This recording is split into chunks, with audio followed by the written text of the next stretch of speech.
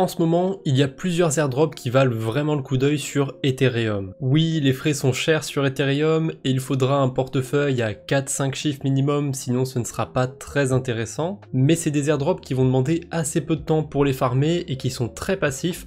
Donc si vous avez eu la chance de toucher un airdrop de Wormhole, de Starknet ou encore de ZK-Sync, vous avez peut-être quelques billes dans votre sacoche, ou quelques billets dans votre portefeuille, peu importe l'expression. En tout cas, l'activité est plutôt calme ces derniers temps sur Ethereum, ce qui fait que les frais ne sont pas si élevés que ça, d'où ma vidéo. Pour ceux qui veulent vraiment optimiser les frais, il faut savoir qu'il y a plus ou moins des heures de pointe sur le réseau Ethereum. Typiquement en Europe, en fin de journée, c'est là qu'on va voir le plus de frais. Alors ça correspond plutôt en début de journée pour les États-Unis, donc peut-être qu'il y a beaucoup d'Américains qui font plein de transactions en matinée, je sais pas trop. En tout cas, c'est généralement vers ces heures-là, entre 16h, 20h, qu'on a le plus de frais, que ça coûte le plus cher. Parfois c'est un peu plus tôt, parfois c'est un peu plus tard. Et on a aussi le week-end où généralement les frais sont relativement faibles. Là je suis sur Etherscan et ça me permet de voir la moyenne sur chaque heure. Chaque petit carré c'est 1 heure, et plus le carré va être clair, plus les frais vont être faibles en moyenne. Plus le carré va être foncé, plus les frais vont être élevés, c'est assez évident. Au plus haut, c'est monté à 33 GWay le samedi 27 juillet, et au plus bas, c'était sûrement le dimanche 28 juillet, autour de 2-3 GWay en moyenne. Donc c'est pas la plus petite transaction qui était à cette valeur-là, c'est vraiment la moyenne sur 1 heure. Donc c'est clair qu'il y a des moments pour privilégier ces transactions sur Ethereum. Avant d'aller plus loin dans la vidéo, 2 petits disclaimers, ça me paraît important de les faire. Déjà, je suis pas exposé à tous les protocoles que je vais vous présenter dans cette vidéo, il y en a que 2 pour l'instant, il y en a d'autres sur lesquels je vais probablement m'exposer d'ici peu de temps. De toute façon, l'adresse que j'utilise sur la chaîne YouTube est publique, vous pouvez la retrouver facilement sur DBank. Si vous regardez ma vidéo 1 semaine, 2 semaines après sa sortie, allez voir sur DBank, il y a des chances que je me sois exposé à plus de protocoles depuis. Et deuxième disclaimer, c'est par rapport à mon t-shirt Dolomite, c'est pas sponsorisé par Dolomite et on va pas en parler dans cette vidéo. Récemment, ils ont juste fait un concours sur Twitter et j'étais un des gagnants, donc j'ai récupéré ce petit t-shirt. Voilà, je suis plutôt content, j'avais envie de le mettre dans une vidéo. Bref, on revient sur mon écran.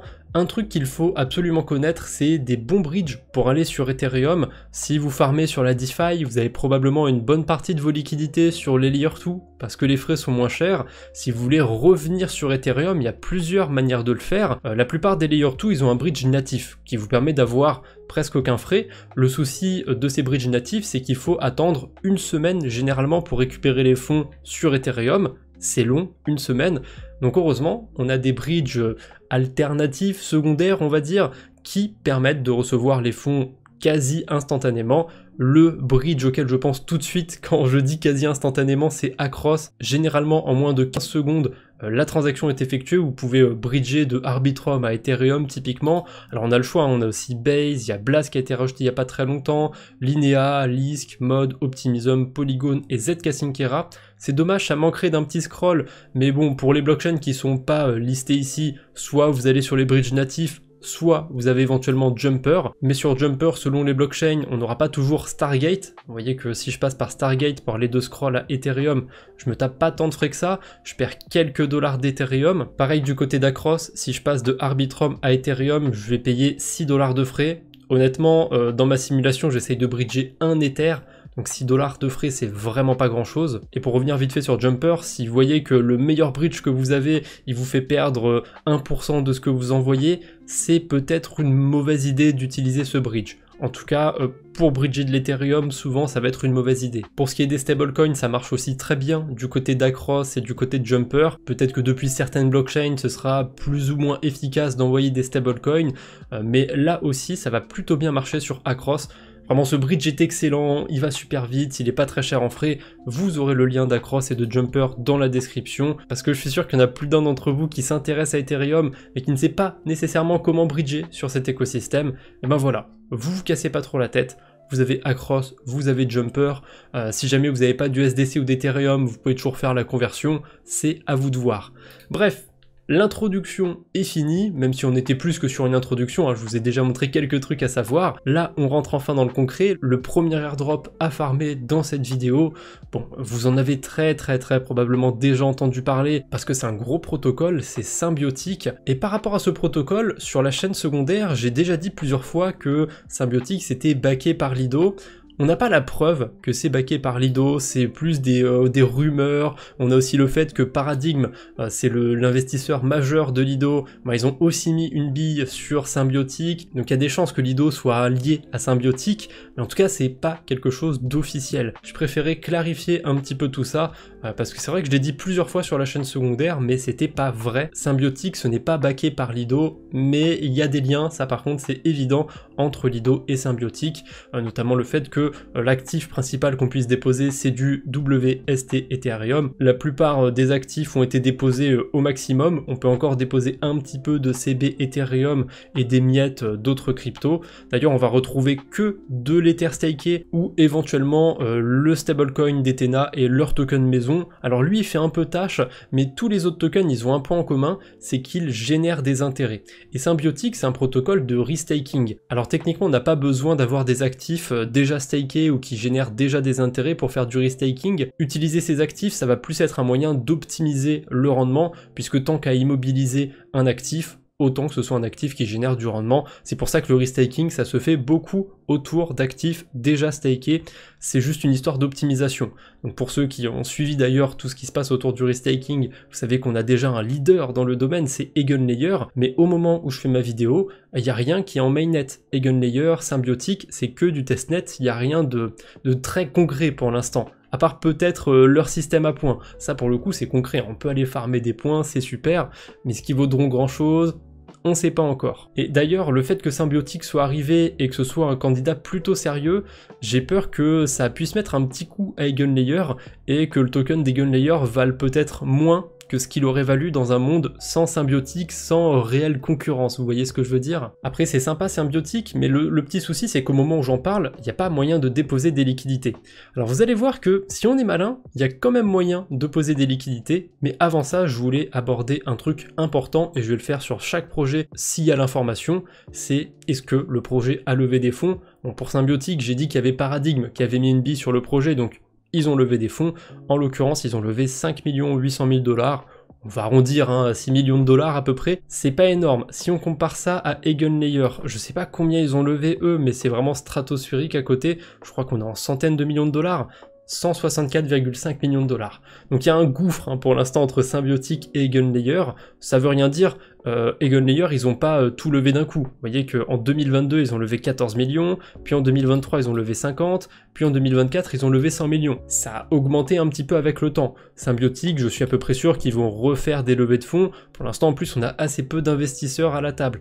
Donc il y a sûrement d'autres investisseurs qui vont être intéressés de mettre une bille sur le projet, et je suis persuadé qu'à l'avenir il y aura plus de 6 millions de dollars qui seront levés. On parlera sûrement en dizaines, peut-être même au-dessus de 100 millions de dollars, mais bon là c'est que des projections, je peux pas encore l'affirmer, je serais clairement pas étonné qu'il y ait plus d'argent qui rentre sur le projet. Après, ça ne veut pas tout dire, mais c'est quand même bon signe. Un projet qui a levé des fonds, c'est un projet qui n'a pas nécessairement besoin d'être rentable tout de suite, puisqu'il peut fonctionner avec l'argent des investisseurs, et ensuite on voit plus tard. Donc c'est très dégène comme approche, mais c'est quand même quelque chose qui est intéressant à regarder quand on farm des airdrops.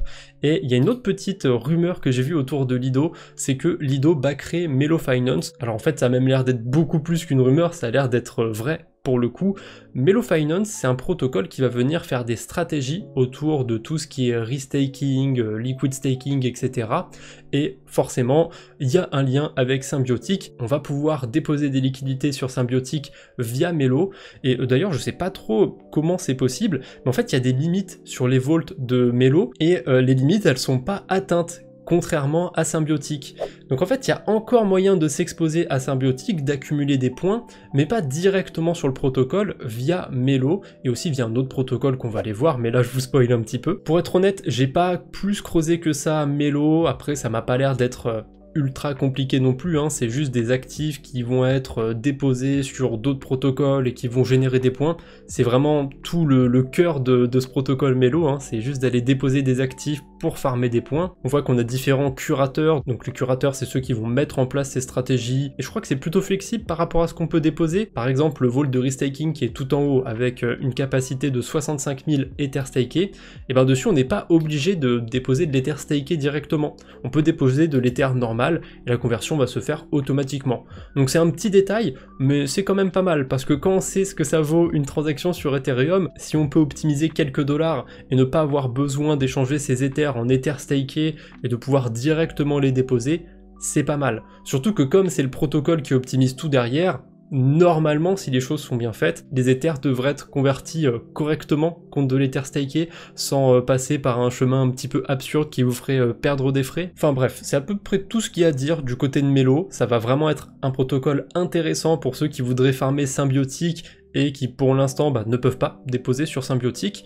En plus de ça, Melo, ils ont aussi leurs propres points à eux. À mon avis, il va pas falloir en attendre grand chose des points de Melo, il y a beaucoup de liquidités. J'ai pas fait gaffe à combien il y avait au total de liquidités, est-ce que c'est écrit la TVL totale? J'ai pas l'impression, mais bon, on peut toujours additionner celle de toutes les poules de liquidités. À la louche, je dirais qu'il doit y avoir 600 ou 700 millions au total sur tout le protocole, ce qui est déjà pas mal. Donc n'ayez pas trop d'attente par rapport aux points de Melo. Par contre, si c'est pour farmer des points d'autres protocoles en plus, pourquoi pas. Et il faut savoir aussi que Melo a levé 2,75 millions de dollars. C'est pas grand chose, mais ils ont quand même levé tout ça en août 2022, donc je serais pas étonné qu'ils refassent une petite levée de fonds avant de lancer leur protocole. Après, si ça se trouve, je me suis trompé et je suis sur un homonyme, un protocole qui a le même nom, mais je pense pas, puisqu'ici on peut voir le nom de domaine, et ça me renvoie bien au site que je vous ai présenté dans la vidéo. Donc je pense qu'on est sur le bon Melo. Ce qui me fait douter un petit peu, c'est le logo qu'on retrouve sur Crypto Fundraising, mais je pense que c'est juste le vieux logo, vu qu'ils ont levé des fonds en 2022, ça n'a pas dû être mis à jour du côté de Crypto Fundraising. Pour l'instant, on a vu Melo qui vient par-dessus Symbiotic. On peut rajouter encore un petit domino par-dessus tout ça. Alors c'est pas vraiment par-dessus, c'est plus à côté. Le troisième protocole qui m'intéresse sur Ethereum, c'est Amphore. Sur Amphore, on va pouvoir retrouver deux stratégies différentes. La première, elle va tourner autour d'Eigenlayer avec le Boosted ETH Vault. Et la deuxième stratégie va tourner autour de Symbiotic avec le Symbiotic LRT Vault. Et en fait, la particularité d'Amphore, c'est que ça va déposer des Ethers sur plusieurs protocoles pour farmer vraiment le plus de points possible. Et pour le côté symbiotique, du coup, on va être exposé à plusieurs protocoles en particulier. On a forcément Symbiotic, Melo évidemment, Zircuit, Swell, donc ça va pouvoir permettre d'accumuler plein de points en tout genre. Après, sur certains protocoles, il y a une exposition qui est relativement faible, hein. Je vois qu'il y a 91% sur une pool de liquidité et les 9% restants sont partagés sur 4 autres pools de liquidité, donc autant dire que sur certains protocoles, on va pas farmer beaucoup de points. Par contre, pour le Vault qui est du côté d'Eigenlayer, c'est un petit peu plus partagé. On a la moitié des Ethers qui sont sur le portefeuille, je sais pas trop ce qu'ils font, il me semblait que tout était alloué à des protocoles, et le reste qui sont déposés sur différents vaults ou sur différents tokens de liquid restaking comme Renzo, Etherfi, etc. Et la stratégie qui vient par-dessus Eigenlayer, c'est un des trucs où il y a le plus de points. On a les points du protocole Amphore, on a de l'XP sur Karak, on a des points Renzo, on a des points Eigen, on a des points Zircuit, on a des points Melo et on a aussi des points Symbiotiques. Donc j'ai peut-être dit une bêtise par rapport à cette ETH boostée, il me semblait que c'était que autour d'Eigenlayer, mais finalement c'est aussi autour de Symbiotic. En tout cas, Amphore, faut vraiment le voir comme un optimiseur de stratégie. C'est un petit peu le même principe que Melo, mais il peut venir par-dessus Melo carrément, puisqu'on peut aussi avoir des points de ce dernier protocole. Par contre, il n'y a pas eu de levée de fonds, ou pas à ma connaissance. Peut-être qu'il y en aura une un jour, j'en ai aucune idée. Ce genre de protocole qui vient juste optimiser des yields, suffit qu'il y ait pas mal d'Ethereum de déposer dessus et ils peuvent se prendre une petite commission, un tout petit peu de frais et vivre de ça. Donc c'est possible qu'il n'y ait jamais de levée de fonds et qu'ils essayent de lancer leur token par eux-mêmes. Mais bon, pour lancer un token, il faut quand même avoir un minimum d'argent. Ça se fait pas aussi facilement que ce qu'on peut le croire. Donc je serais pas étonné qu'ils lèvent un petit peu de fonds avant de potentiellement lancer leur token. On passe cette fois-ci sur GoodChain. C'est un protocole qui va demander autant d'efforts que sur Melo ou sur Amphore ou sur Symbiotic. Ça va juste demander de staker des tokens pour l'instant, mais c'est un protocole qui n'a rien à voir avec le staking, le restaking ou quoi que ce soit. Pour résumer simplement, GoodChain, ils veulent faire une plateforme de gaming Web3, blockchain, machin truc, mettez tous les termes que vous voulez. Pour l'instant, c'est un petit peu comme le restaking, hein, tout est à l'état de développement. Il n'y a encore rien de tangible pour l'instant, il n'y a pas encore de jeux qui sont développés ou quoi que ce soit, mais c'est sur ça que va porter le projet. Donc ça change un petit peu des narratives habituelles où c'est toujours de l'Ether staké, du restaking, etc. Ça veut pas dire que ça va forcément être mieux ou que ça va bien marcher. Pour l'instant, on a quoi? On a 3 millions de TVL, même pas, 2,8 millions de dollars de TVL. Et il y a un détail qui est assez important et que j'ai oublié de mentionner pour tous les autres protocoles, donc je vais me rattraper vite fait pour tous les autres protocoles, mais sur GoodChain, le smart contract a été audité par Alborn. Comme c'est un smart contract qui est relativement basique, c'est bien qu'il l'ait audité, mais c'est pas sur ça qu'on va avoir le plus de risques, parce que globalement, on vient juste déposer des actifs sur GoodChain pour farmer des points, et peut-être que les points vaudront quelque chose un jour, on sait pas. Pour ce qui est des audits, tous les protocoles que j'ai passés avant GoodChain, ils sont audités. Alors j'ai pas été voir en détail l'audit, si c'était très complet ou pas. Pour Amphore, l'audit il date d'il y a 7 mois, donc avant la création de Symbiotic. Donc c'est possible qu'il y ait des choses qui aient changé depuis cet audit. Après, dans le cas d'Amphore, le protocole fonctionne toujours pareil qu'il y a 7 mois. Donc tant qu'il utilise des protocoles qui sont audités, je pense pas que ce soit si grave que ça, que l'audit date un peu. Par contre, j'espère qu'ils vont quand même le refaire, hein. Si on a un audit qui date de plus d'un an, c'est quand même pas terrible. C'est bien de le refaire de temps en temps. Pour ce qui est de Melo, ça date de quand leur audit? Ça devrait pas être très vieux, vu que les grosses stratégies sur Melo sont par-dessus Symbiotic, ils ont dû faire ça il y a pas longtemps. Ça a l'air d'être en mai 2024. Donc c'est aussi relativement récent de ce côté-là. Et enfin, pour ce qui est de Symbiotic, on a eu des audits en avril et en mai 2024, donc c'est relativement récent. Voilà, c'était une petite parenthèse, mais c'était important aussi de voir les audits. C'est un réflexe que j'ai de moins en moins, j'ai tendance à trop faire confiance au protocole en ce moment, donc c'est pas plus mal. Ça me permet de me faire un propre rappel, et pour vous aussi, c'est quand même une bonne chose à aller voir si les protocoles sont audités, depuis quand ça date, est-ce que ça a l'air crédible, etc. Voilà. Ensuite, pour la crédibilité, c'est à vous d'aller regarder un petit peu et de voir ce qu'il y a dedans. Il y a beaucoup d'informations techniques, c'est sûr, je vous dis pas que vous allez tout comprendre. Si vraiment vous voulez creuser un projet, c'est important de regarder l'audit. Bref, GoodChain, comme je vous ai dit, il n'y a pas grand chose de plus à faire que de déposer des liquidités. Pour le coup, on n'a pas spécialement besoin de déposer des actifs stakés. On peut déposer de l'Ether staké, mais on peut aussi déposer des stablecoins ou de l'Ether. Et pour ma part, j'ai déposé 0,1 Ether depuis un jour ou deux. Au moment où j'enregistre la vidéo, je sais plus trop exactement. Et l'argent que j'ai déposé sur le protocole, pour la petite anecdote, il ne vient pas de nulle part, il vient de mon airdrop Layer 3. Parce que j'ai touché l'airdrop de Layer 3, et ça me permet de vous faire une petite parenthèse dans cette vidéo, puisque je vous fais un giveaway de à peu près la moitié de mon airdrop Layer 3. En l'occurrence, c'est 1700 tokens. Je sais pas combien vaut le token actuellement, mais il a été lancé autour de 10 centimes, donc ça fait un petit giveaway autour de 170 $. Par contre, c'est sur Ethereum, donc faites attention à avoir quelques dollars d'Ether si jamais vous voulez dumper les tokens Layer 3. Ou même si vous voulez en faire autre chose d'ailleurs, hein. Si vous voulez les bouger, les staker sur Layer 3, il vous faudra dans tous les cas un petit peu d'Ethereum. Et pour participer à ce giveaway, c'est très simple, vous avez un lien dans la description, un petit formulaire à remplir, et ensuite il y a un petit quiz à remplir. J'ai essayé de faire un petit peu comme sur Layer 3, j'avais déjà fait des formulaires de ce genre là pour d'autres giveaways. Je pense qu'il y aura plus d'une personne qui aura tout bon au questionnaire, donc c'est pour ça qu'il y a ce système de tirage au sort, mais ça va peut-être filtrer un petit peu.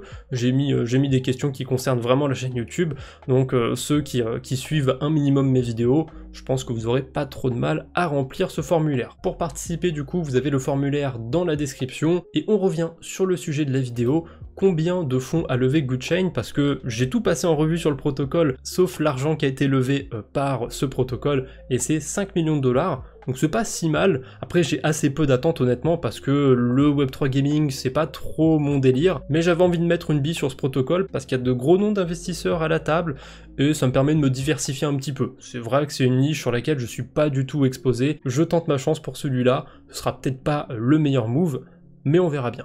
Comme on l'a vu jusqu'ici, on a pas mal de protocoles qui tournent autour de l'Ether staké.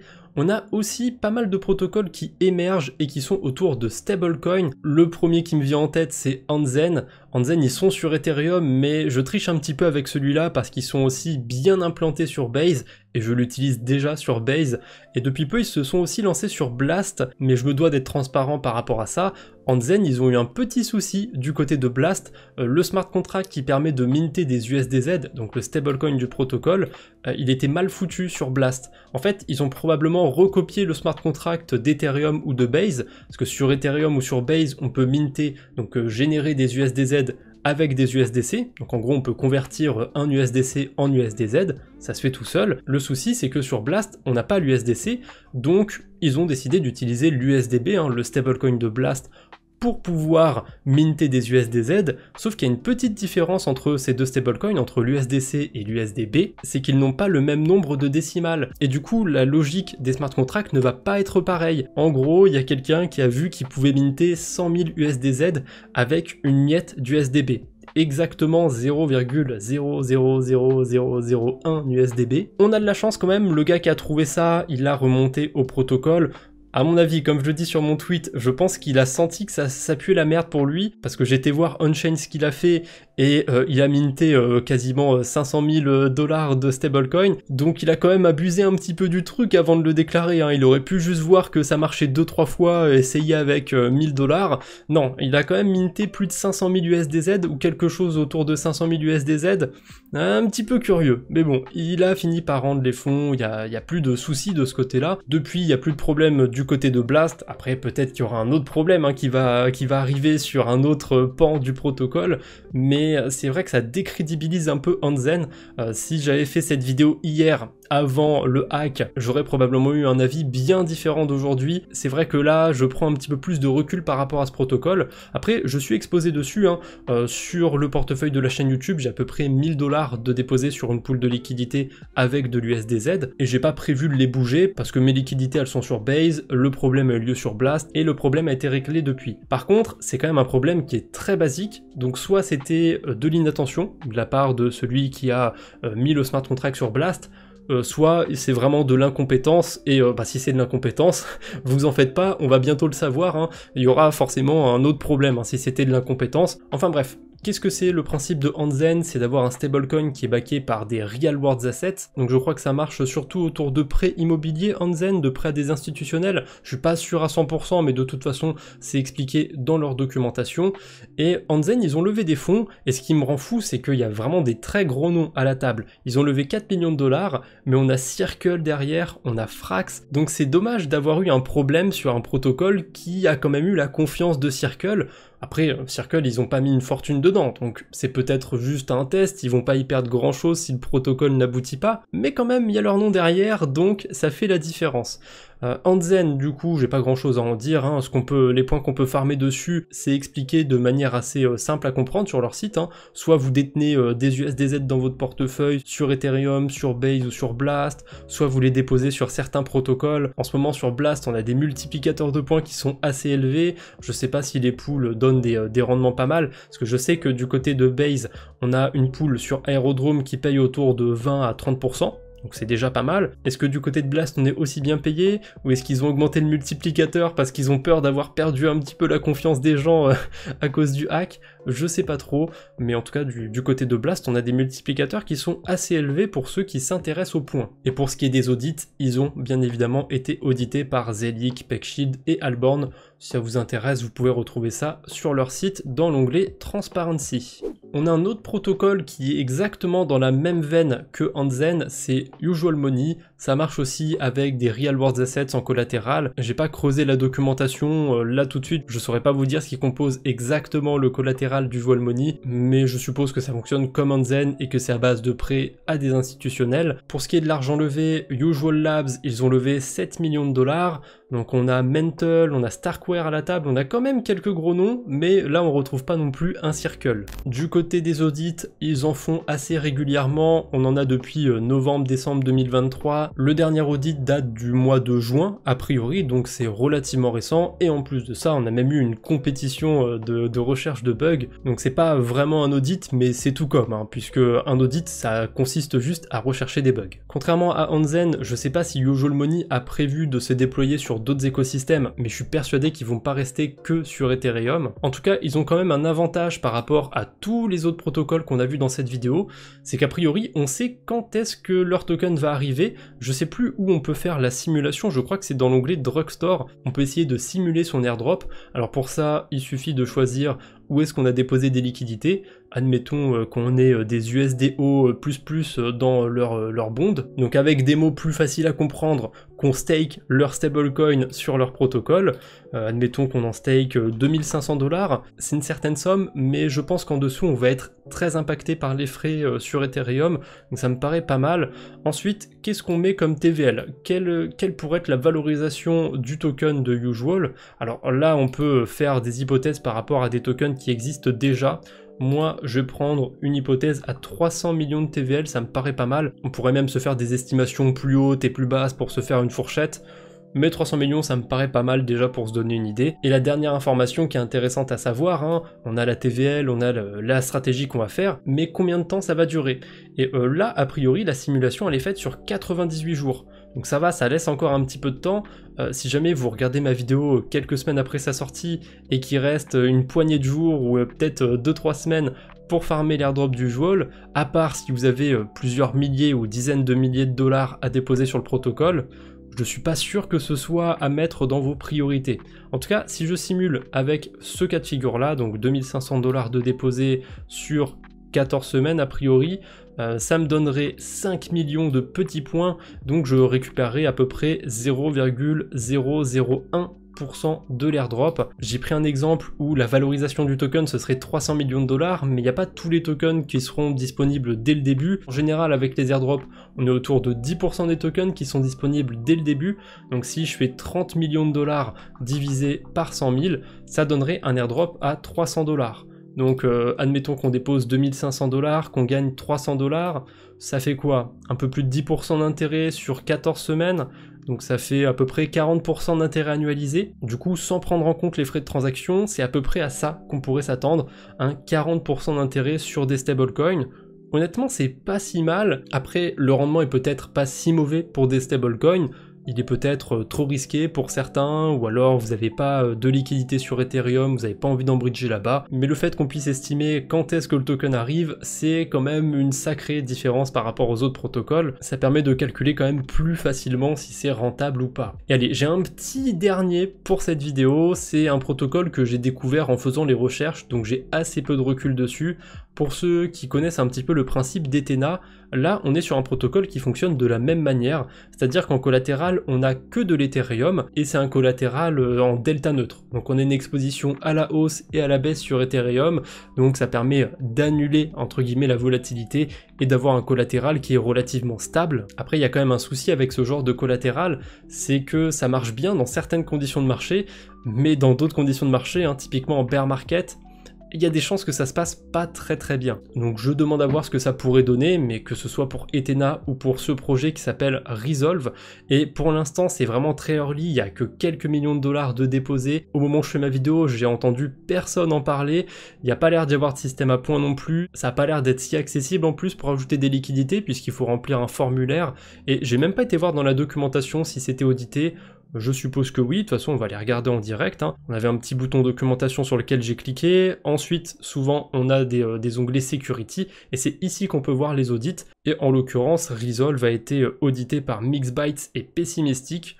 Je connais pas spécialement le nom de tous les auditeurs, je sais pas si c'est des bonnes compagnies ou pas, mais ils ont été audités donc c'est le minimum.